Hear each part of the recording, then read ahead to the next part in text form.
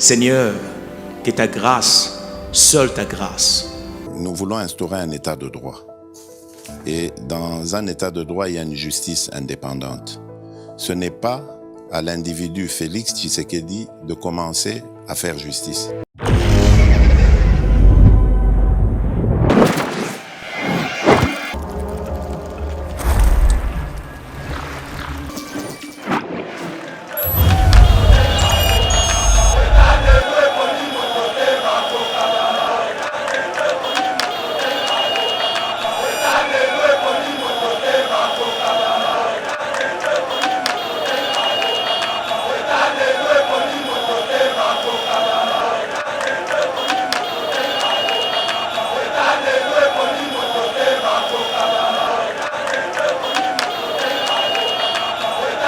Ce qui m'a dit c'est là qui tonga to sana ngobo tonga to sana ngobo et ngola kisake Olivier Mangala kisake so mo ma bando ye pananga na ngaki na tonga to za ba responsable tel autre tonga to tongela yango comme ba nanga za irresponsable so ki mo ba nanga za irresponsable ba nanga mo wana ndako tala tonga to sabo tonga to sala boy lokola awa ndo Olivier Lemba sungi biso alakisi biso pena que non mobile na za irresponsable po mbongo wana ekomaka na ndaku te Olive Lembe ayebi yango te asengi biso yango moni elongo na Steve Konde Shaggy Ochudi balakisi biso ba preuve que tala makambo yo Olive akoloba e alokuta mobile na za irresponsable tala mobile na zoka mbongo ekomaka na ndaku te ozomona sikolo lelo oyo webisa ngai nini tango loba mboka ekufi mboka ekomi boye eza na yete ya koloba biloko wana oyebi eza bato mosusu tokobeta masolo ya mboka ekufi mboka boye mais eza na yete kobimisa ba faiblesse ya couple na été na niveau ya média eza bassesse tout à fait koloba na bato nyonso ke Kabila pesa na bongo na côté à donc eza vraiment il a accusé son mari indirectement accusé Kabila on a bito balaka malamu. Bonjour mesdames et messieurs, bienvenue dans notre émission Éveil patriotique, émission Oyotope Sabino information à l'économie scène politique congolaise. Merci pour la fidélité Nabino, non seulement na Eba TV, mais aussi na émission Éveil patriotique, émission éveil à la conscience du peuple congolais, puisque ces pays étaient dans les oubliettes par rapport au développement. Or, chaque pays a pour objectif de développer son territoire sur le plan économique, financier, militaire et consort. Mais par rapport à autres années qu'on vivait dans Mboka, on était dans les désespoirs pour couper sa sourire dans le peuple congolais. C'est ainsi que cette émission s'est créée pour améliorer les conditions de vie des Congolais, c'est-à-dire l'effet de dénoncer, d'encourager ceux qui posent des bons actes et puis de dénoncer les antivaleurs, les détournements. La miibi était tika moibi, ça la pon intérêt mboka na yo. Alors voilà pourquoi émission et ko zongi saba congolais un espoir. Il y a que non par rapport à ndenge makambali ko kendele, on peut faire quelque chose pour ces pays, on peut avoir un budget de 16 milliards de dollars. On peut avoir la gratuité, être effectif dans ces pays. On peut voir beaucoup de choses, beaucoup de progrès qui vont faire à ce que sourire et zonga. Réellement, qu'à cela ne tienne, nous sommes là pour parler de maman Olive Ouassali. Sortie médiatique, on a critiqué Mboka. Azali toujours, pour insister, était Mbokali kokende mabe et kende malamute. Voilà pourquoi nous allons répondre, maman Olive, tout au long de cette émission via les invités, auto-invités. Tokolobela Sama Lukonde qui a lancé l'opération d'identification et d'enrôlement des électeurs à Lubumbashi. Nous allons parler de Moïse Katumbi qui s'est enrôlé, mais il a aussi fait une déclaration qui s'est enrôlé dans la commune de Rouachi. Pourquoi? Parce que la population de la commune de Rouachi souffre beaucoup. Alors, tu peux développer Nous allons aussi parler de l'insécurité à l'Est. Nous allons parler du nouvel attentat à Beni. Hier, opération, mode opératoire, il y a des terroristes, et continue toujours dans Bokanabiso. Voilà pourquoi nous allons profiter pour appeler la communauté internationale à s'impliquer dans cette insécurité parce que l'objectif des Nations Unies est celui de sauvegarder la paix et la sécurité internationale. Nous allons aussi parler de la Banque mondiale qui salue les progrès macroéconomiques de la République démocratique du Congo. Alors, pour entrer en détail avec ces annonces que je viens de vous faire. Tout à l'heure, nous avons invité Benjamin Mwanasuka, pièce contre pièce, na Mwanamboka Braille Mouya Kalala. Alors, Mwanamboka Benjamin Mwanasuka, Mbote. Mbote ndeko Trésor Kandolo, mbote na bala nyonso ya Yeba TV, mbote na ba Congolais ba Rolanda biso, mbote na co-débatteur na ngai Brian oyo vraiment mikolo yo nzambazo sala keto kutana to solo la peso mboka oyo pe bala nyonso ya Yeba TV baza ko découvrir intelligence pe sagesse wa zanango et merci pe na yo na occasion opesi moko na loto solo ya mboka na biso. Très bien mwana mboka Benjamin Mwanasuka, mwana mboka Braille Mouya Kalala yo linga babengo kombo na yo mobimba. Kombo na yo mobimba Braille Mouya Kalala yaza Trésor Kandolo te. Donc biso so la Kandolo que Trésor Kandolo Kapepula. Alors Braille Mouya Kalala mboti mwana mboka. Mbote ndeko Trésor Kandolo, mbote na ndeko nangai Benjamin Mwanasuka, mbote na bandeko nyonso, balandi nyonso ya Yeba TV, na family bota nyonso ya Yeba TV, mbote mingi pe na population na ngai ya Chango, précisément bana ya Kimbanteke o baza ebele na ba chaîne na ba poste na bango pona kolanda émission ya lelo. Donc merci beaucoup. Très bien, mon amboka. Merci à Steve Konde H de Le Petit Génie, la réalisation, le montage, secondé par Shaki Ochudi Meshak, na Mike Chiswaka, équipe Mbaeba TV, Pasteur Gili, Bokwala, les chouchous des Congolais, mon confrère Mitterrand Naya, les DG Shadrach Lolo, la coordination, Abigail Kilungu, héritier Ngashi, équipe Mobimba, en tout cas.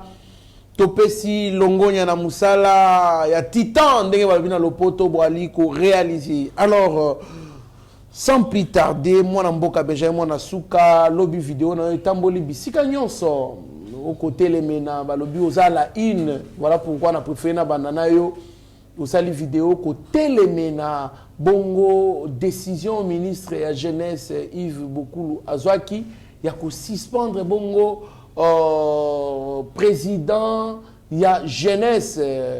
Mon amboka na landi vidéo moko babengi yo kabiliste Benjamin Mwanasuka réaction na yo.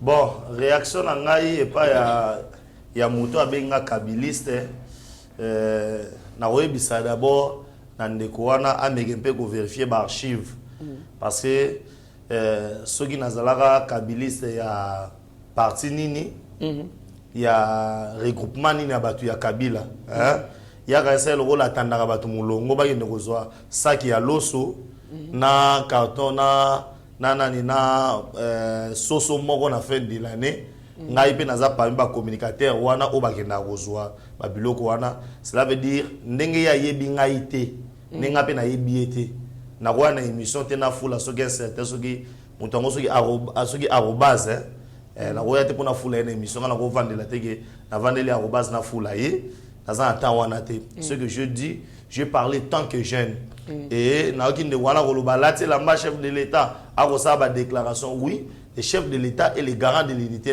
les garants de la nation le symbole de l'unité nationale et aujourd'hui nous biso tout ba jeune auto sangana ki wana non pas dans cette déclaration la coloration d'un parti politique comme étant auto bengi jeune oyo nazo telemela makambo ya mabe parce que décision wana ezwami contre président Williams il y a conseil national de la jeunesse, ça relève purement ya motema mabe. Il y a romona ngana ndenge nini, il y a zo ça musala les réussir dans même secteur au biso tozali mais mutuna muna musala na yo en société civile. Yo zali na poste auto bengi politique et yo sur le plan politique étant que ministre de la jeunesse toko mona eloko malongate mais o étant que na kata société civile président conseil national de la jeunesse musala ko salema et bendi suspension et arobase mukuna azana droit mon côté ya ko s'approprier kombo ya fachi et longi ya fachi parce que ezali compétence na été et ezala mbala na ya suka arobase mukuneza mbano suka okamata vidéo na yo otia na émission na yo na chaîne na yo eza mbano suka o utiliser longi na émission na yo eza mbano suka ozata ko intimider ngate to na table intimidation te ote oza babilis oza muto aide peste mona ba wana etaliga ye nazana droit ya kofanda ko yo ki ko prouver ki ide peste na eza ko naza ya ko prouver soki alobi na ngaki naza muto aide peste to kene na ye na 10e limité tout à la so ngai na ye ça veut dire eza blo moi mike d'abord toi tu es un kabundiste na ba détournement no so ba kabunda yiba ba carré minier yo matama no komi na ngwana c'est grâce à kabunda kabunda ne mutasali yo donc on a photo là avant kabunda ne mutasali azala o azali wana d'abord tu es un grand avec kabunda il faut que la kabunda so ne mutasali yo et puis yo le moi muté de so no kabunda et puis vidéo mo boy tant kabunda démissionné annoncé démissionner na tweet voilà hier avec na vidéo mo a démenti qu'il a démissionné voilà hier m'tendait ko démissionner o wana kabunda ça va la minute beaucoup changer ce sont les opportunistes les lelo pas sali moi eloko mobo ya mukie eza kuna niveau ta yebativité chaîne moi ya mukie eza niveau ya yebativité MSC contrôler ba langage na il faut ba nani yango za liboso na pona koloba et moi je suis pas là ya ko prouver yo ki IDPS na ngai so ngwe ba IDPS na ngai no tuna na cellule place na zalaka na section na fédération place na zalaka ne ba ngeno ko yebiso ngana zana pona prouver eza mbano suka o utiliser elongi na ba vidéo. Très bien, mon amboka beje mwana suka pona ndenge obalaye ndeko wana lingaki ya sakana na yo azo douter na ki IDPS na yo wana eza ko sambate ya ko sambate toyebani quand même toyebani donc toyebani quand même que nani aza nani mutu a IDPS aza mutu a IDPS aza quelqu'un qui a adhéré à l'idée ya kondo Etienne Tshisekedi wa Mulumba parce que yende icône na biso nyonso mais tokyo zala te ba na o Tshisekedi ya boti tokoma ke non ba kabundiste ba nini non po ya zora mongo ya Yves Bopulu ngasi koyo cela veut dire soki lelo mutapesi avis na e contraire na makanisi yo za nango okomi ennemi na eme là ça raisonnement moko très bas.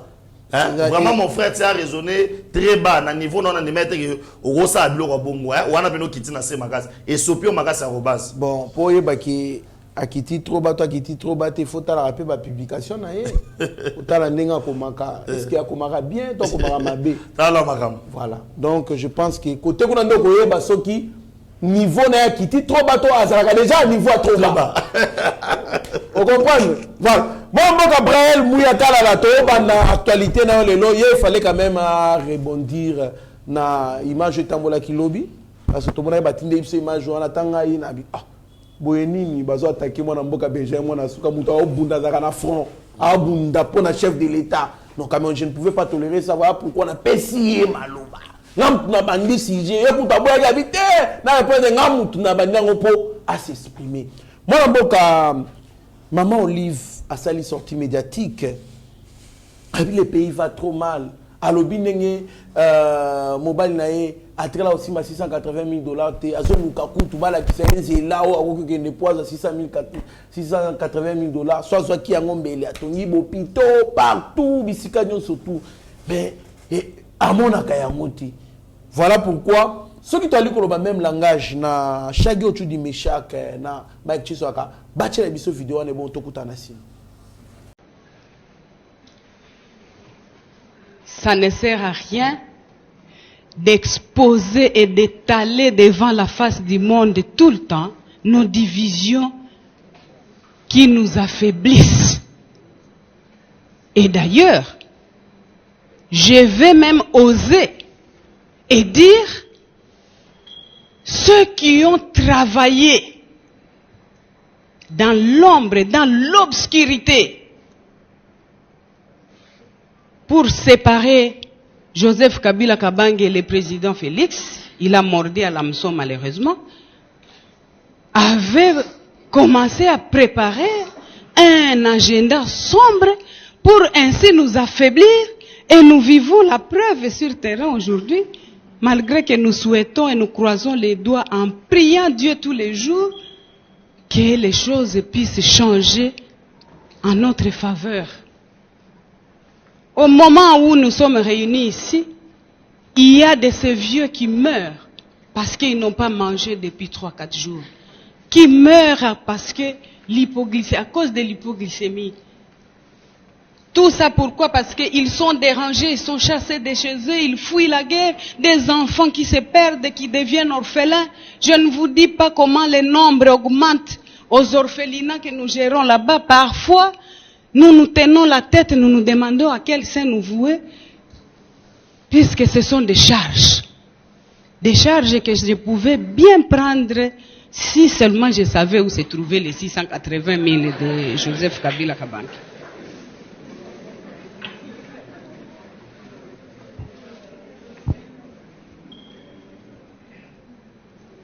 Mes chers frères et sœurs,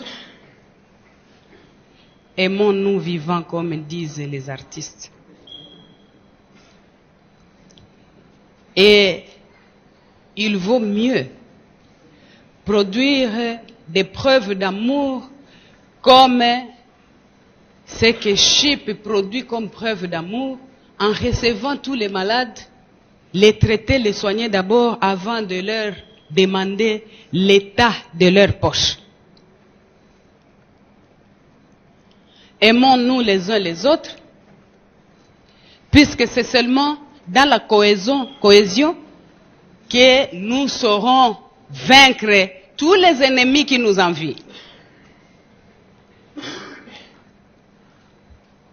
Aimons-nous les uns les autres, finalement pour mieux éduquer nos enfants, pour mieux soutenir nos familles, pour mieux protéger notre si beau et bon pays, et pour mieux évoluer dans nos vies personnelles. Merci beaucoup, Madame Mboka Chagio, tu dis mes chak, Madame Mboka. Réaction dans la vidéo, Maman Olive. Bon, merci beaucoup pour la parole de Trésor Kandolo. Tolandi nayo bisonyon surtout vidéo il y a ancien première dame il y a Congo, mais ils ont fait ça pas si mingi parce qu'aujourd'hui tous on rassure comme on a importance il y a soit cause à la première dame ou ancien première dame. On dirait bah tu vas perdre plus ba valeur wana. Ah bon? Et puis oui parce que na niveau ya Maman Olive akoki ko sala ba jara ba sortie médiatique wana te. Vous voyez, ozola qui ça même que azala qui préparé te parce que bateau ba gera pendant 18 ans parce que tolobara yango 18 ans ils a 4 mandats. Ça dit ba akoki ko sala na ba jara ba propos wana te devant peuple parce que kolanda Maman Olive koloba ke mboka eza na pasi. Et moi, je pensais peut-être il fallait abandonner Koloba. Batika Kimboka na état nini. Mboka peut comme na état nini. Mais ce côté l'union surtout, ils a plus basé na ba émotion, ils a plus basé na haine, na ba sentiment, na kolinga ko reconnaître au moins ba effort oté mon Félix Antoine Tshisekedi Tshilombo ongana bengaka mulongeshi c'est-à-dire azola kisa batu ndenge ya ko gérer azola kisa na batu ndenge nini présidence ndenge ba gouverner kamboka donc ça vraiment passé mingi kolanda ndeko Maman Olive et puis ça vraiment débat moko trop bas ya koloba que azoluka place oyo bala kisa que mobile na ye atushaka mbongo te. Mais eza na média tenda koluka koyeba soki Kabila bandai ko toucher to ko toucher te. Place ezali censé ya koyeba mais ke na ministre ya finance te. Faut place eza ils allaient censés au Kénégoéba. Bala qui s'est bulletin de paix depuis 2019 jusqu'à nos jours. Combien Kabila a Zoa? Il y a même de preuves qui démontrent que Kabila a touché son argent. Mais on a un bulletin de paix. Steve Konda qui s'en déjà bulletin de paix. C'est une façon de acquiser Kabila indirectement que Alexandre on en a côté. C'est-à-dire il montre aux gens que oui, c'est-à-dire Azola que on dirait Kabila za irresponsable. Moi ça linga donc pour habitation na bango eza douteuse. Kopona basi ya kobala tant to bengami kozala ba leader to bengami kozala ba konzi photo zala na basi ya malamu pour ba comprendre ba accompagner ba vision na biso. Mais moi c'est mususu wi kozala na ya ko konuire yo ko sala ba telle déclaration na média ezo pe ça passe makasi ezo bimisa Kabila ndira la kisaka mbongo et pas maté mais otozo mo mais na ebisio otomoni bulletin de paye otomoni na ministère ya finance ba brandir eza nini vraiment o ba futa Kabila eza nini eza bordero ya frais académiques ezali bulletin de preuve de paiement mais c'est ça c'est ba futa preuve de paiement ya université te eza preuve de paiement ya mbongo Kabila azwa azwa on a deux tranches c'est bien signifié là-bas mais comment fait-il maman Olive Koya sans préparer sans coacher agitation ils ne savent plus quoi faire ils n'ont plus de matière à traiter ils sont tellement épuisés bazo même tel genre de déclaration aza penza muto toki kopesa été to fanda to banda koloba est-ce que Kabila azoka mbongo na ye to azoka mbongo na été donc ça vraiment moi pas si mingi parce que ba donner te ba matière non ils n'ont pas de données les matières ils ont la qui c'est de la même manière qu'on va gérer Kimboka c'est-à-dire quand vous avez géré le pays sans données sans koyeba koyeba Congo malamu et caractère wana ba mimiongo même hors pouvoir c'est-à-dire que ça la ba déclaration sans pour autant koyeba makambu nino elekaka normalement c'est-à-dire ko bimisa ba faiblesse ya couple na été na niveau ya média eza bassesse tout à fait ko bana batunyo so ke Kabila pesa mbongo na nda côté Alexandre donc eza vraiment il a accusé son mari indirectement accusé Kabila on habite au Balaka malamu. Très bien, mon amboka. J'aime mon asuka. Malobana yo. Joseph Kabila a touché à $680,000. Te mboka yaliko kende mabe azoluka bala kisayenze lani ni côté nini. Alors que je trouvais $680,000 on a parce qu'ils ont dit bon et soit simbi yango boy à kotonga ba centre na ba province nyon surtout on mboka na 18 ans maman Olive o yazaki kotoka mbongo ya kotoka atongi ba centre te mais kaka na salaire oyo mobile ne ya touchaka ndenge ya kotonga ba centre mwana mboka réaction na yo bon maman Olive na habité za bakanda sto eza ba mawaza nango ya koza musika makasi na mobali na ye kasi po dernièrement totomona mobali na kasumbale sati ye sikoyo na Dubai ozomona mpona komona bango pene ekomi rare donc baza séparé disons voilà ye pa mona mobali neka na réseaux sociaux omaka nde biso tika ngoye mais na biso te omaka biso nde tomona Kabila na réseaux sociaux o atambole kote mo boy nde pe maman Olive mona kai OK zomona yango wana sikoyo aza na maîtrise ya makambo etali salaire ya mobali na été parce que mobali na ye kolasa maloba maman Olive o azobake ayebi yango te mais ba preuve bimi c'est-à-dire ça simple son mari apesaka mbongo wana et pas basi mususu ça simple vraiment et c'est tout et la qui s'appelle le que yena mobane basaka ensemble te parce que c'est pas d'elle makambo ko bimate des okandolo maloba wana ke no mbongo wana na yebi yango te ezaka wa bola kisanga ba preuve maintenant elles seront très ridicules à se ridiculiser pour rien parce que awa ce qu'on preuve bimi ba preuve wana eza ya Kabila tu ya Kabila te c'est-à-dire Olive Lembe d'abord à la kisi biso que non Kabila d'abord c'est irresponsable. Ah mais oui. Mais ce qui c'est lui la donc bon on est ici là na mais na yebi si OK c'est c'est Olive Lembe ne mutesi biso alobi ke aloba na biso alobi bien soki mbongo wana ezalaki tonga tosala ngo tonga tosala ngo boy engola kisake Olive Lembe ngala kisake so mbongo ya bando yepa na nga na ngaki na tonga toza ba responsable telo tonga totongela yango comme ba na nga za irresponsable soki mo ba na nga za irresponsable ba nga mbongo wana ndako tala tonga tosala boy lokola awa ndo Olive Lembe asungi biso alakisi biso pendant que non mobile na za irresponsable po mbongo wana ekomaka na ndaku te Olive Lembe ayebi yango te asengi biso yango moni elongo na Steve Konde Shagi Ochudi balakisi biso ba preuve que tala makambo yo Olive akoloba e alokuta mobile na za irresponsable tala mobile na zoka mbongo ekomaka na ndaku te ozomona sikolo lelo oyo webisa ngai nini tango loba mboka ekufi mboka ekomi boye eza na yete ya koloba biloko wana oyebi eza bato mosusu tokobeta masolo ya mboka ekufi mboka boye mais eza na yete biso toyokokuta mboka ya kokufa biso toyokokuta mama yembo na ba bâtiment depuis 1908 1900 combien so 1904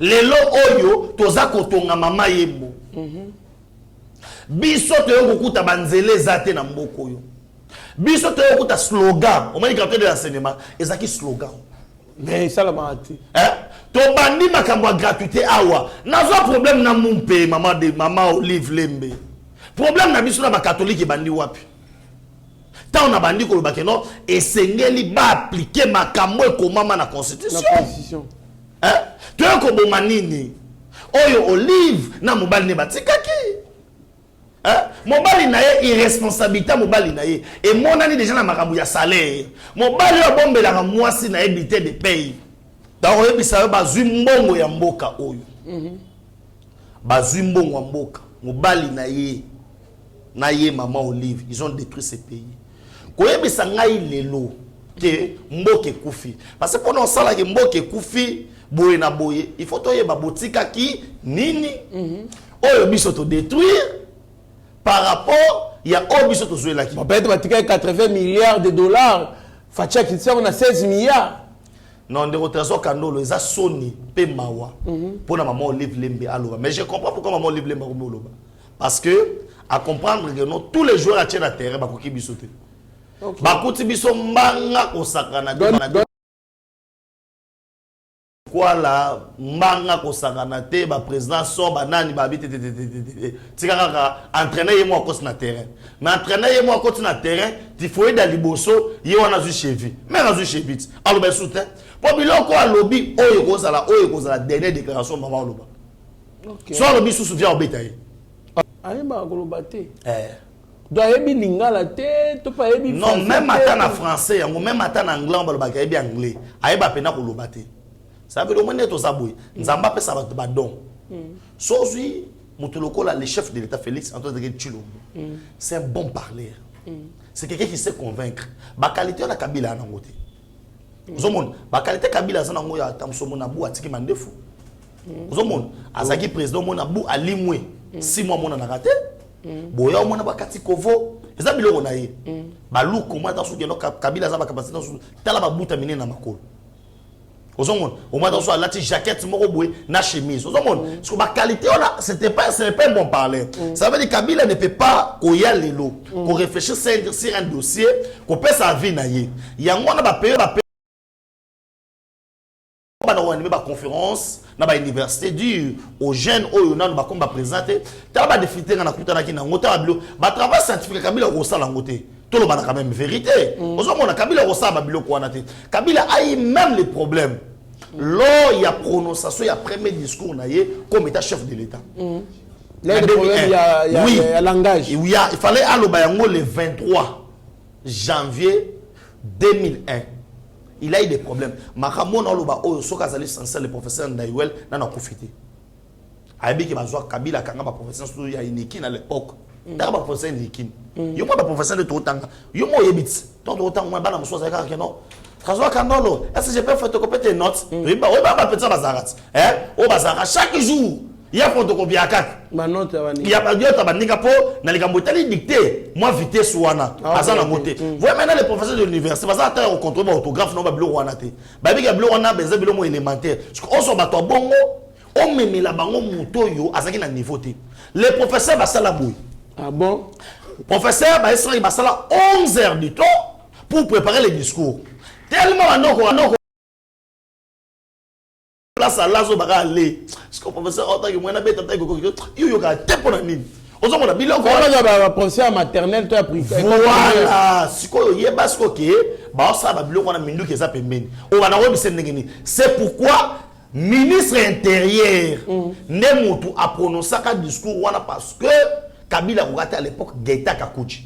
Chose grave, les Gaïta Kakouchi Batouano surtout Moïse Congolo, tous ces gens-là, au bazara clique qui a musée, qui ont fait la sorte que si pose à la présidente, va disparaître. Maman, il faut expliquer Bissou dans le bateau, va koufa n'engeni. Très bien, mon amboka. Il y a bandakoya qui ont mboke koufi, mboke ça. Et ça n'a yété au bêta masoloa, ayoka pesoni. Ozomo, il faut mettre à masolo qui va peuple qu'on le bota la ngaïboé, banamo bala kenanga na kashamata, qui n'arrête zomo na nesusute. Dans ça, tu la mouki na tongo, to sutuki qui non abimi koto, nga koto na ndoko zoyate. Très bien, moi, Namboka Benjamin Nasuka, tu retenir que Maman Olive, donc à Monaka, mobile na réseau social, bisopé to Monaka, y na Dubaï, mobile na Afrique du Sud, mobile na Kasumbale, c'est consort. Tu retenir PET, Mbongo ya Mboka, yango bazwa, basarichi, nango batongi bakingaka te consort. Tu retenir PET. Silence parce que y a le silence il y a mobile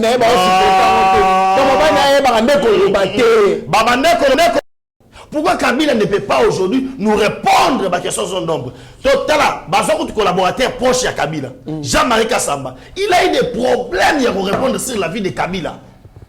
Proche. Merci beaucoup, Mme Mboka. Braël Mouya Kalala Samaloukonde lance l'opération d'identification et d'enrôlement des électeurs à Lubumbashi. Mme Mboka, Nako lancé Mbalamoko Moïse Katumba qui est aux carte d'électeurs. Les mêmes, donc les mêmes jours. Qu'est-ce qui ne va pas? Bon, Eza Sinya Malamo. Eza bafoué, le président de la République n'a pas la vision d'organiser les élections en 2023. Bazo préparer glissement, bazo préparer tricherie. Comment on a c'est contredire à la fois. Vous voyez. Donc on ne peut pas aimer une chose avec son contraire. Vous voyez. Et ça doit interpeller la population congolaise que tout base à la déterminer. Tout le monde va se mobiliser autour du président de la République pour que tu accompagnes le processus Oyo. Vous voyez? Parce qu'aujourd'hui, on ne sait plus comment les opposants au bazou kolobayan. Tant que l'opposition est sous ma cité. Azan a raison. Bien que Batebele comprenne que façon à mon condi à kolobate. Alors bien que na ko déboulonner, bato baka azolobate le déboulonnage. Alors bien que bato ke boko mesana. Le bato le bato comme komesa. Ayibisa ki bato ke tokozala na ba élection na 2023. Vous voyez, ça déjà eza preuve ya kolakisa bato ke botika biloba loba. Na ye normal tout ba pesi carte na. Donc eloko biso to kolobaka ka yango wana. Merci beaucoup, mon Mboka. Benjamin Mwanasuka, Moïse Katumbi dit qu'il s'est enrôlé à Rouachi parce que là-bas, les gens souffrent beaucoup. Merci beaucoup de votre trésor Kandolo. Je pense que Ndeko Tobengi na kombo ya Moïse Katumbi. D'abord, c'est un enrôlement. Il a même des difficultés à repérer ça, ma village. Par secteur a bien voté. Ah bon? Oui. On a vu Salomon. Ceux qui pensaient que ceux qui concernaient le rôle n'a été trésorier. Trésorier n'a été. Salomon Escadé là. Na photo na barola qui s'habille pas HD. Il est mouton tangé là. Le babouille. Et puis on va vérifier. On vérifier. Pour bailler est-ce que tu s'es trompé, tu s'es trompé. Là déjà, ils ont signe. Mukolo loko ta wele lara. Tara ba fuma marolma lelo ya wele mutaliboso. pour abanga ni abanga roya pe boyeke non yo tala kaka mais enrôlement de moto eza ko prouver te koza congolais ezali na étape monsieur goya parce que elo ba congolais ba ko bossa ezanini à part nde to ke ko voter na carte d'électeur nous aurons une carte pour citoyens. Cette carte là mbala wana goza soute ki o ba retourna Salomon apese lo ba référence apese lo ba village linette wana lati wana yango nde mutu sikoyo e rotana batali na prototype batali ba morphologie waza congolais te pour que maman pe na serveur il y a carte pour identité nationale nazo nga siko na bi aye na Rwashi ko sarole kuna po passer leki. Est-ce que c'est de Moïse Katumbi ne mutangolo babiloko wana? Moïse Katumbi aye na Jekamine akuti réserve il y a 40 ans il y a minéré à exploiter on a 1 mois. Ah bon? Hein? Akuti réserve il y a 40 ans à exploiter on a 1 mois. Moïse Katumbi se permet il y a qu'on minimiser 60 millions de dollars. Abina sali na teki ba minérana na 60 millions de dollars ya pamba. Or, avec 1 million de dollars, on a 25 ans. On y a 100 dollars. Pour naye, tant qu'il y a pillé le minerai à Katanga, et qu'il y a des Zambie, et quand on a un compte naye, là, commune à Ouaché, ça y est Kitoko. On a qui commune oyo, le plus riche, il y a vu la Lubumbashi. Tant qu'on fait comme le plus pauvre. Mais Katumbi a Kosaba, tout est une rotation. Non, non. Katumbi na batu naye, ba gérer na 4 ans, il y a Fachi. Ba gérer Congo ensemble na Fachi. Ce qui lelo a koloba ke commune wana a sa rôle pour bazar le plus pauvre, c'est qu'il y a mutati qui la pauvreté. Il a été gouverneur il y a Katanga plus de 10 ans. Moïse Katumbi a géré Katanga mbaye moko. Bando be ngaye Moïse Katumbi le roi du Katanga. Abano sala oyalingi. Na bato ba pengi ya PPRD. Soki lelo olinga ki à l'époque ozwa mbongo ya ofele et sengela okende Katanga. Ah bon? Parce que kuna nde Moïse ezaki à ciel ouvert. Mais Albert Yuma nous a dit qu'on a tout vendu. Qui a tout vendu? Nana sali kopiranium na Kabila. N'est-ce pas Moïse Katumbi? La preuve ane babonda obengana oazo bengana o jida o engra o boye tu eba ki ko wanani. Et Moïse Katumbi a somba mine na 6 millions de dollars. 6 millions.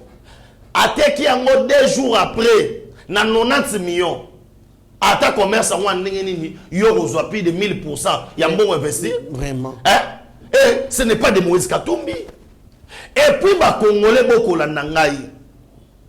Et ça nous soni komona ke mutoyo ayebi village na bangote ba kotangele village mais azuka de l'électeur.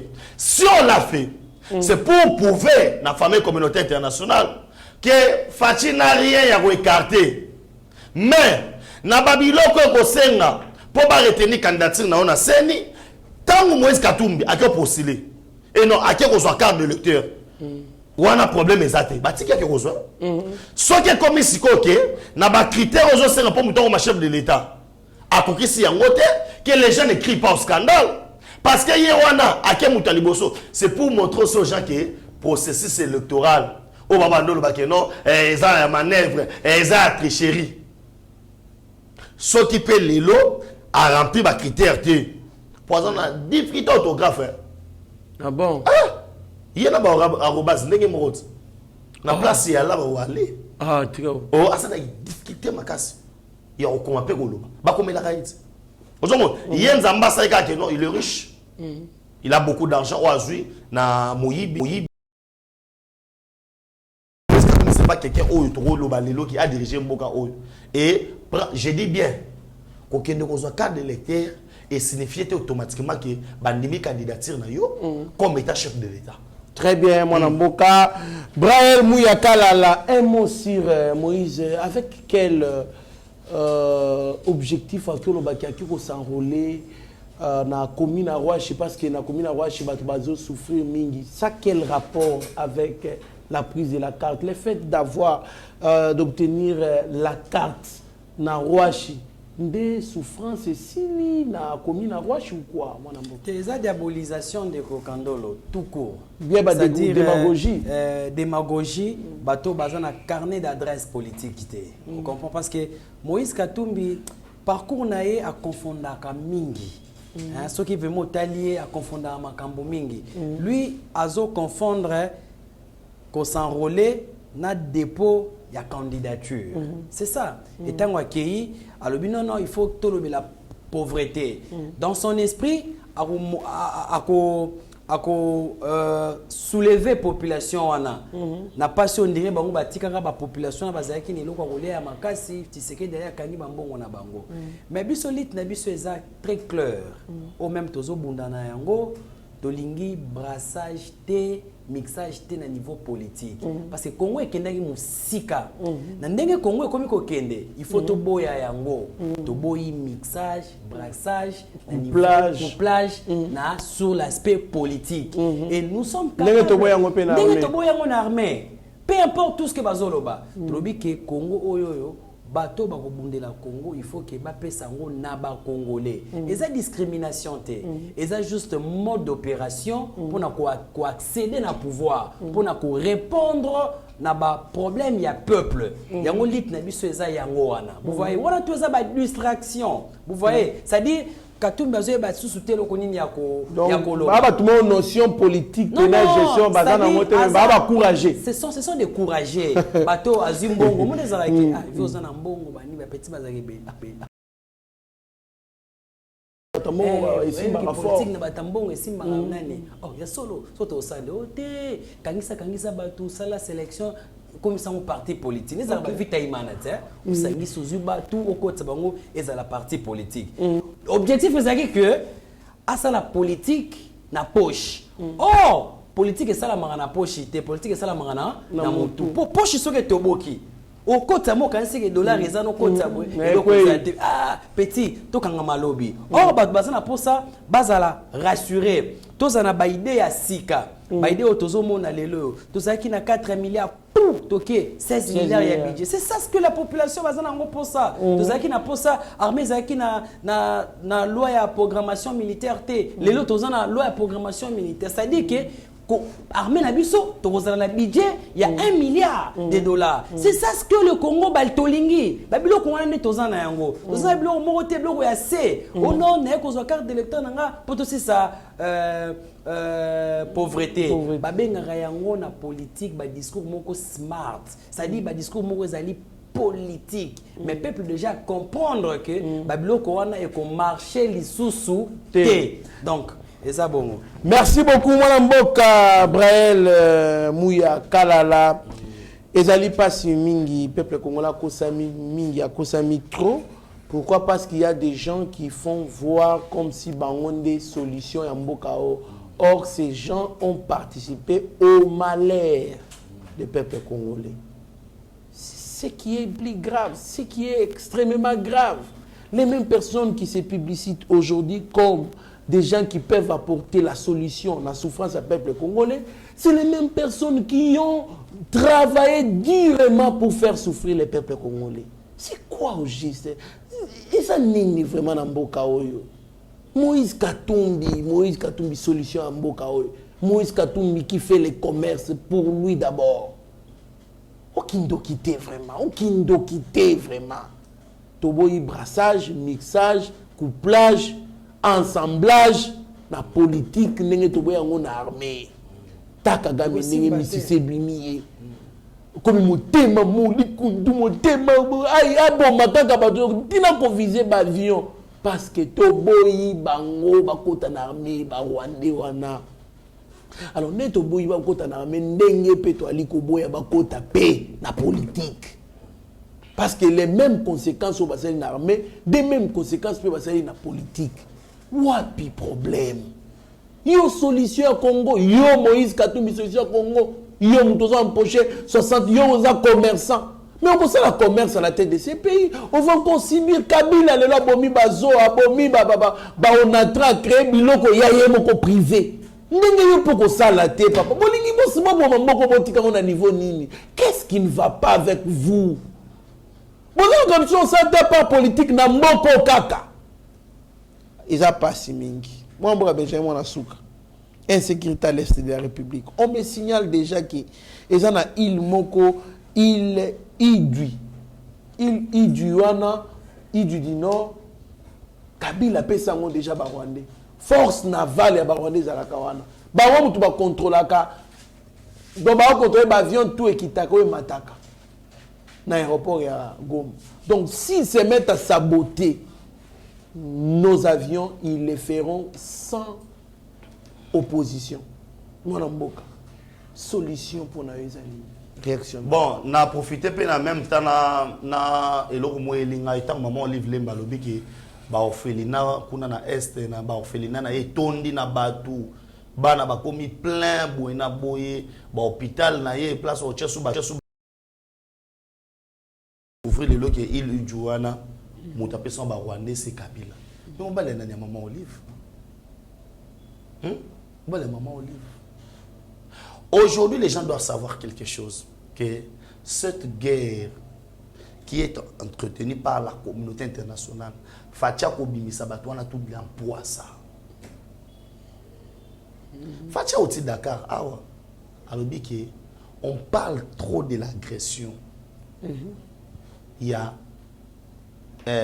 Russie va agresser Ukraine. Mais beaucoup, monde entier, bazo kanga monoko, c'est l'agression rwandaise qui est la plus meurtrière du monde. C'est que l'agression au Rwandais ba bombiso banda monde ezala monde ba kofiko le kabiso bazate. Et aujourd'hui les gens parlent ba fan de kimia mais ba cher bande ko na ba kolanda biso. Les gens doivent comprendre aujourd'hui que aujourd'hui Fachi a la kisi na poisa. Et le Rwanda a soutien. Il y a 9 pays limitrophes na biso wana na koyebiso moko na lilo. C'est pourquoi la République du Congo aussi tarde pour na likambo to bengi ya ko lancer auto bengi ba frappe et na yoki netile na tongo medi balobi nani chef d'état-major général à Rwanda kolobaki RDC ba koti na kati ya ba agresser pays na bango et tout consort mais na koyesa bino to aka ni bandeli pouvoir o ya Kagame to comme ça en décembre était beaucoup koya parce que au boko lukana RDC la RDC capable il y a quoi attaquer Rwanda na mitos to lingi mais la communauté internationale qui est derrière le Rwanda toi na poser tout quoi na piège na bango parce que communauté internationale na ba congolais musu baza awo o bazali ba demi Dakar mais na mitema na baza ba demi Dakar. OK. Ce genre de Congolais là ne gire que sur un coup d'état. Bazo gérer sur l'assassinat du chef de l'état, bako gérer sur babiloko wana et on veut pas donner na batwana accès. Bako beta ma yangwana voaka moko. Oyo RD ça c'est de former notre armée. Cause la bien nourrir na ba militaire na biso et puis pe ko équiper bango na yebiki avec ça to longa guerre wana. Très bien mon mboka, qu'est-ce qui peut faire que qu'on mette la fin dans la sécurité à Est aux alliés internationalistes?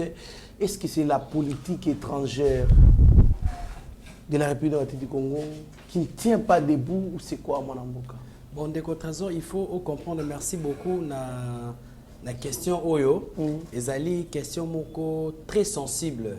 Il faut que les Congolais comprendre comment le droit international fonctionne dans l'ensemble.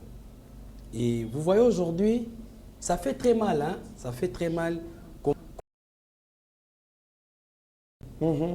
Pendant 22 ans, Tobandaki Kobele là, le Rwanda nous agresse.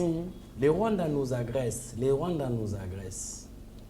Et c'est là qui n'a pas répondu mon côté sur le plan international.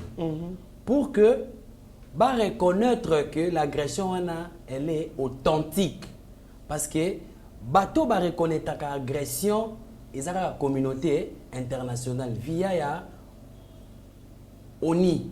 Vous comprenez? L'élo, cette agression du Rwanda est qui agression moko indirecte Okay. Aujourd'hui, on commence à comprendre que cette agression devient plus directe. Pourquoi je dis ça direct? Parce que Lelo Oyo, moi, j'apprécie la position du gouvernement aujourd'hui. Bien que tout ce que les gens rencontrent, que non, il fallait toquer la réciprocité, il fallait bien taquer. Non, non, bon côté. Vous comprenez? Parce qu'il y a des normes qui régissent les États. Okay. Même dans l'accord, Rwanda a violé la convention de 1946 de Chicago. L'article 6, il y a disposition. Où est le et puis si forme il y a collaboration entre les États. Et surtout que biso na Rwanda tozo partager ba frontières naturelles comme Congo Brazza na Kinshasa. Voilà. Fleuve ndezo ka. To ebite ko yeba biso toza wapi Ba senga na ba mboka na ba collaborer ba benga yango coopération bilatérale. Non, bilatéralement. Vous voyez, bilatéralement. C'est comme ça que jargon ba utilisaka. Parce que rabiso plus na raisonnement moko ezala normal. Parce que la convention de Chicago est permettant ba loi et ba état ba fonctionner na ba zone où ezali franchi des zones d'interdiction au même pourquoi? L'article 9 de la Convention de Chicago est nini. Et le but est bien que pays oyo azo matisa ba avion na ezala militaire ou civil. Azo matisa ba avion likolo. Pays au avion parce que tu éviter nini parce que nous na Rwanda comme je viens de dire toza frontière naturelle. Toza baté Rwanda eza wapi, Congo eza wapi. Donc, décollage nyonso ya avion, avion civil ou militaire, d'où est la violation? Du côté Rwanda ou du côté RDC. Politique de collaboration entre Rwanda et Congo par rapport à domaine Rwanda. Si là où ça passe ces années, dans cet article 9, ils ont à disposition, je crois, que avion nyonso ezoleka prétendu que dans le territoire il y a état fort ou ça peut-être tout exemple que Rwanda zoloba que ezaye mutu place wana ezaye disposition lobi que ba intercepter et non ba battre ou détruire un avion likolo en droit international des espaces le Rwanda a violé la convention des Nations Unies. Et vous avez comment te sanctionner la communauté internationale va sanctionner Rwanda parce qu'il a battu. Il faut constater au moins 5 ou 6 fois avion ils ont battu pavillon les ba utiliser la jargon c'est-à-dire même avion wana il faut qu'on signaler et puis tant beti na droit humanitaire ezola qui ça déjà que ezali crime contre l'humanité parce que na droit humanitaire il faut qu'on ça la nini et la communauté internationale va tirer leçon à disposition nyonso pour ça nini ba condamner comment on côté na une guerre parce que Rwanda est faible parce que déjà position oyoyo Rwanda zo bimisa lelo ça de tikanga na meka un peu kolobelo ko moko hein na biki nazo kitana ba mise mais na président loko moko Rwanda lelo aza faible ndeko kandolo kondi lokola elo mususu fatia za mulongeshi parce que le gens parlent plutôt de la diplomatie agissante du président de la République ça c'est vrai parce que la diplomatie les relations classiques entre les deux États mais vous oubliez un aspect politique, c'est-à-dire parler plutôt aussi de la jouissance de la politique étrangère de la RDC. La politique étrangère. Mais je te dis, Congo azalaka les sources de la politique étrangère T. Donc c'est grâce à Fathi. C'est grâce à Fathi. Mais je te dis, la politique étrangère c'est quoi? La politique, il y a une différence entre la diplomatie et la politique étrangère. La politique étrangère c'est aussi l'ensemble des questions techniques ou des orientations politiques vers l'extérieur. C'est-à-dire pourquoi politique au RDC comme ko pesa niveau extérieur ezo kamusa 3 rôle au Rwanda Kagame wana ki ko jouer rôle ya kozala commissionnaire parce que Kagame azaki commissionnaire ça y a ni ko sala babilo ko ne tout wana na Congo bi ki kozwa colton na Congo ko sala boy c'est un coopérant siko Fachi aye a privé sous la bénédiction de Joseph Kabila sous la bénédiction de Joseph Kabila to ti kozwa même loko to ti ko tanga l'île o ya Idui. On démontre que Ezra qui base moko stratégique au Kabila pesa Kagame pour déstabiliser l'armée congolaise nabiso. Armée congolaise nabiso. Pardon, Ezali important. Politique étrangère à Fachi aujourd'hui, même tant que kende na ba kende ko na chika international to kende ko solo là. Rwanda ne lo ko matin. Yango ezo pesa une difficulté parce que biso tant que kende, le tozali deuxième pour moi le sur le plan environnemental. C'est-à-dire que non biso so ki crise ko biso to ko alimenter monde na makambo etali climat. Tozana ngo.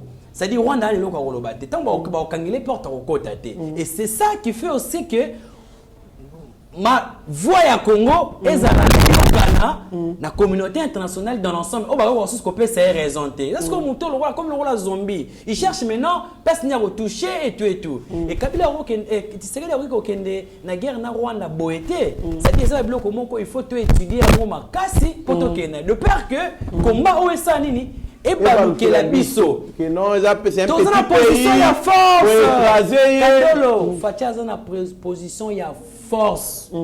Rwanda a perdant parce que à perdre même tête d'affiche sur le plan géostratégique en Afrique centrale. La force est très bien moi Mboka Braël Mouyakalala.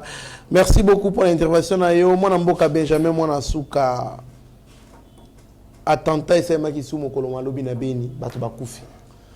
De votre trésor Kandolo question au marambo ya est de la République. Et côté déjà marambo mususu. Et ce qui to zui ba décision te obenga na Monisco. Obenga na force régionale. Tu ko renouveler ndenge to sali yango ndenge ba malien ba sali ba bengani ba français. Bengani bena ba français. Tala likona c'est totalitaire. Ça va de notre intérêt. Ces jeunes gens ba motia ba bombe. Le terrorisme pratique et continue na Congo. On nous signale même na Kinshasa photo Keba. Imagine-toi maintenant les gens en train de prier Dieu. Pourtant ba sambe la ba constater ba kangi miswa. Outuma ya tchesak na so mona ndeni. Voilà mboko yo Olive Lembe na mbale batikeli biso. Ça fait très mal. Il faut qu'on ait une décision mususu. Ndeko trésor Kandolo, Léon a méki raisonner. J'ai regardé les images, les bateaux qui s'enrôlent.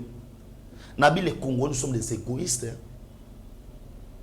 Sensibilisation yo Kandolo a sali Benjamin nani basali. Ba affiche banini.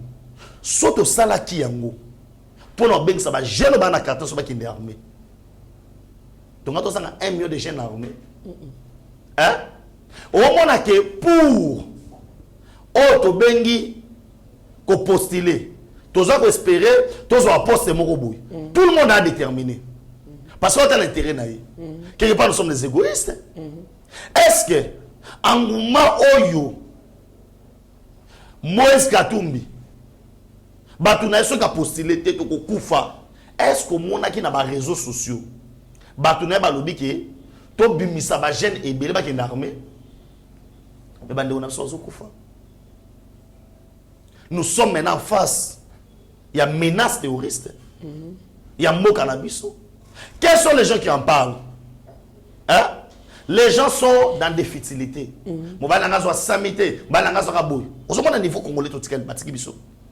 Ça, c'est nous endormir. C'est nous endormir. Il y a des questions au yo, Congolais, faut que non, le Congo est agressé, le Congo est sous menace terroriste.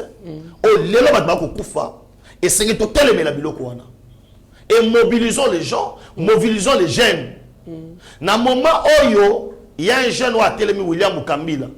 Pour la Rolamoussa jeune à 26 provinces, il y a un ministre de titel, on va suspendre. En tout cas, ezali pas si mingi si tout les Kambouana il y a ministre et jeunesse à suspendre président et conseil national de la jeunesse. ils allaient pas si mingi. Nous avons vu combien ces jeunes-là mobilisés par jeunes, il y a République. La République entière, ma jeune qui représentait le palais du peuple. Les chefs de l'État causaient avec le jeune. Mais quelqu'un qui a donné cette opportunité à ma jeune Basolana Mokozamboka, et les jeunes ont vu, les présidents ont vu vraiment que non, Moutoyo c'est un mobilisateur, je peux lancer un message, et comme il n'a pas quoi, et quoi la République. Mais il y a un ministre qui s'élève à suspendre. C'est inacceptable parce que Joseph Kabila est président Namboka Oyo, a Tchaki na poste wana, une fille, excusez-moi le terme, une dame, il y a obédience na yé. Francine Mouyoumbazala qui membre ya PPRD. Pourquoi Joseph Kabila Tchaki wana? C'est pour qu'il a contrôlé jeunesse congolaise. Fatia a de bonnes idées. Comment il va contrôler ces jeunes-là? Soki Azana, un président et un conseil national de la jeunesse, ou Aza mobile. Et qui est aussi intelligent. Ils n'allaient pas si mingi. Quand vous vous tirez, les frères se tirent d'ici. Ça ne bénéficie pas Namboka. C'est contre la République, ma démarche à ma suspension. C'est contre la République. Ça, je l'ai dit. Moi, Namboka, tu comme une émission Nabiso, placer un mot sur la Banque mondiale qui a reconnu les progrès macroéconomiques Yamboka. Pendant que presque penga olukaka kitunga mama abosani ke baboma mboka o bazo économie ba pesa na ba étranger. Réaction na bon to clôturer ndeko trésor Banque mondiale ko reconnaître avancement ya économie ya mboka ezelo ko kamwate parce que déjà avancement nango yebana lorsque tozalaki na réserve il y a 1 milliard mokonza mboka matisi yango na 3 milliards. Vous voyez, et ça déjà zaki ba élément moko zaki normal. Vous avez budget 4 milliards, comme c'est 16 milliards. Est-ce que les alliés biloko yo biso zoki ko kamwa, ça dit eza ndenge ya fachi. Eza ndenge nae. Ça dit ye tangwa yaka alukaka a changer makambo ya malamu. Eza vraiment ko kamwa te.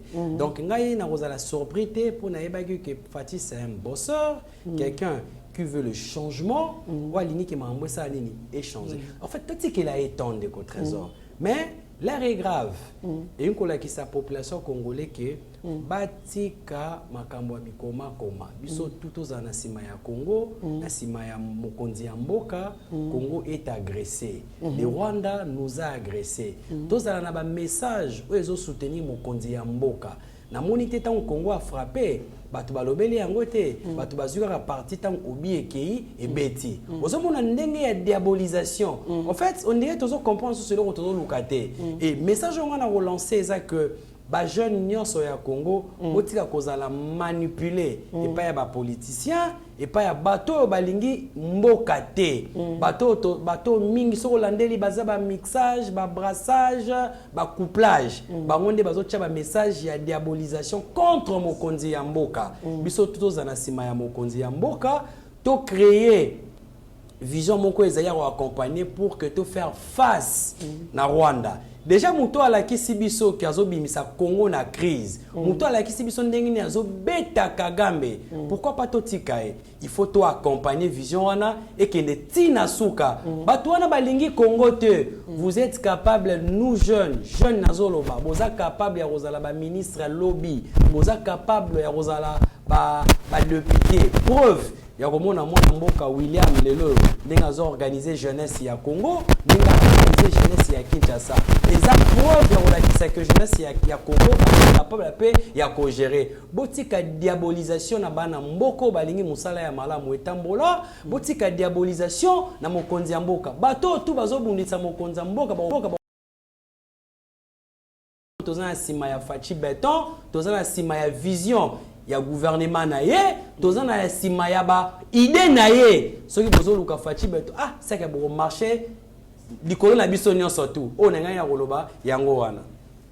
Merci beaucoup, Mwana Mboka, de la fin. Et bon, on va continuer dans Benjamin. Mot de la fin, nangai, nazo lancé yango mingi na population ya Kimbanteke. Nazo adressé na mokonzi ya ville ya Kinshasa Gentiningo Bilambaka. Je sais que ozo kangai komba nange ezali que route nzoko ezala réhabilité. Route wana na état o ezali wana mutu même pour les kana vélo eza pasi. Bana ya Kimbanteke bazo soutenir vision ya mokonzi mboka, mais route na bango eza na état ya malamu te. Bosa la route ya nzoko wana eza ya kobeba. Route nzoko eza ya kobeba. Gentiningo bila sala makambu oyo boyoka na fachi. Aibisa ki ofo sala makambu pona intérêt ya peuple congolais.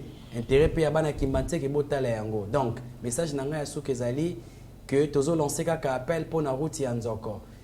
Na félicité bandeko nangai Trésor Kandolo, na félicité Benjamin Mwanasuka, famille nyonso ya Yeba TV. Donc, Mambote Nabino, merci beaucoup. Je vous remercie. Merci beaucoup, Mwana Mboka, Braïel, Mouya, Kalala, Benjamin, Mwanasuka, Malobano Yasuka, le BLP, vous êtes économiste de formation, le BLP, progrès. Il y a macroéconomique au Banque mondiale a dit qu'on reconnaître, mais ni comme Engel a dit qu'on est là qui tourne à l'ipolé à maman. Bon, au moins, et le bon ambition à Congo, baïza, yo mo bité ma bagnosologue. Aux hommes, na place où yo aux ana connaissance te, bakanga monoko. Vous comprenez? Na place où yebité, tout nando yeba. Ba nikoso banani to tangelinga na bazana mo bagnosologue. Bazongo ko da ba secteur za ngote coup de chapeau pas nangazo lekela ngai te parce que pas nangai essaie bino déjà fachi mujimu le travail bien fait yango nous omona que non na ba instance nyo surtout international ba ko reconnaître musala wana ndenge salami. Je dis merci na ba congolais ba la biso de Trésor Kandolo au bazaki ebele. Je rappelle mon numéro, c'est le plus de 143 9 70 40 89 57. Plus de 143 9 70 40 89 57. Souci n'a pas congolais bazonga na mboka. Et on facilite les gens au son terrain dans administratif. Et so beng na numéro wana to beng de na Trésor Kandolo. À chaque fois c'est en sous to beng numéro des affiches wana pour reçoit et se dit sérieux. Souci zali que non totonga mon biso toza ozobunda pe pona chango. Aujourd'hui maluko ezali na bengi superficie à 85% ville à Kinshasa. Et toza la ta muta botami na Kinshasa pese mo lupango feli na maluko. Il est encore des espaces ébélés où il faut permettre bosala bilanga botonga bandako na bosala projet na bino. Oza poso ba ke no Congo abona bondako na ngai na bona za poso sala yango. Sur il y a $2500 au lupango na yo et na pesi numéro wana pona batunyo surtout olingo komela ngai na Facebook Benjamin Mwanasuka nazo continuer toujours ko remercier bana lukunga nyo surtout oyo ba soutenaki ngai na musala oyo okende kozwa carte d'électeur et naza osera na président na biso à la cloche de la RDC aya ko installer biso pe na lukunga et ça biso malam. Merci beaucoup. Merci beaucoup Mwana Mboka Benjamin Mwanasuka nali ko dénoncer eloko moko eleka tricherie, ils allaient déjà se préparer à l'élection. Ils allaient na un promoteur il y a école Pati Moubenga, ça école na Tchango. D'abord, c'est quelqu'un qui nuit gravement na éducation à bana, peu formation à bana. Jour à qui on s'enrôler, l'école na une structure basu élève, na bana miki ba ki otiki azo carte d'électeur. Nous condamnons cela. On prend les enfants de 13 ans, 14 ans, 15 ans, 16 ans, bako enrôler bango 17 ans. Pourquoi? Parce que il faut avoir ba voix na école na déjà il faut avoir ba voix eux ko bimisae. Ce sont des choses que nous condamnons. On ne peut pas accepter que mutu nuire na avenir ya bana pour l'intérêt individuel ya moko. Comment est-ce qu'on peut espérer à des gens qui ont la corruption, qui trichent, qui ont la tricherie dans leur sang? Nous condamnons cela. Et comment est-ce qu'on quitte ça là, de sorte que on préparait tricherie à l'avance? Nous condamnons ça. En plus, na kati école na yo bato bazwa ba carte d'électeur mais combo ya ba centre ya école il fallait ki bato ba kende kozwa ba carte et puis ma école misusu donc ozui ba machine à travers ba lobbying na yo ozui ba machine ezaki destiné à école misusu oye na mon école na yo. Et on nous apprend que c'est quelqu'un qui prend bato ba oti musika ba commune ya libanda ya likolo ba ye ba s'enrôler na fief na ye, il les déplace quand ils arrivent là-bas machine est bloquée. Pour les natifs, il y a point wana au balingaka été parce que sinon les informations bah c'est plein là-bas on a été. Ils sont empêchés de s'enrôler, mais à un certain moment quand on les libère machine et ça la terre batu bakei batu oyo autina bango ba komina musika ba ye babandi ko s'enrôler. Ce sont des choses que nous devons dénoncer. Ça c'est biaiser le processus électoral que les chefs de l'État Ali Koloba qu'il faut ça les mandenge ça les ba vraie élection et que ça les mamokoloïdes de personnes au pouvoir. Alors voilà les gens qui sont là pour combattre la bonne vision du chef de l'État. Ça nous dénonçons. Nous allons dénoncer. Pour un intérêt en Boka, nous allons dénoncer. Ces messieurs-là, il faut s'aimer. Et là, déjà que c'est quelqu'un qui prépare déjà la tricherie. On veut un autre Congo. On veut faire la politique d'une autre façon, d'une autre manière. Je ne peux pas continuer dans le système. Il y a 18 ans. Non, mais si arrêtez avec ce genre de choses-là, autant que les mineurs t'ont empêché de pas ce diplôme, il faut pas voter. Pour pas besoin de classe, il faut pas voter. Ça, c'est quoi ça? Voilà pourquoi j'interpelle le ministre et EPST, Maître Tony Mwaba. Bah, école à bon, il faut sanctionner ce genre d'école. Voilà, banana, bakotanga les sociétés, bakomi pesa en matière de parce que leur promoteur les a promis les diplômes gratuitement. Parce qu'il ne faut pas voter. Non, nous refusons ce genre de choses-là. Nelson Mandela dit, l'éducation, c'est une arme redoutable pour le développement d'un pays. Mais comment on peut développer un pays avec des enfants qui sont mal formés? Parce qu'il y a un promoteur qui veut à tout prix à gagner il y a facilité facilement dans la classe.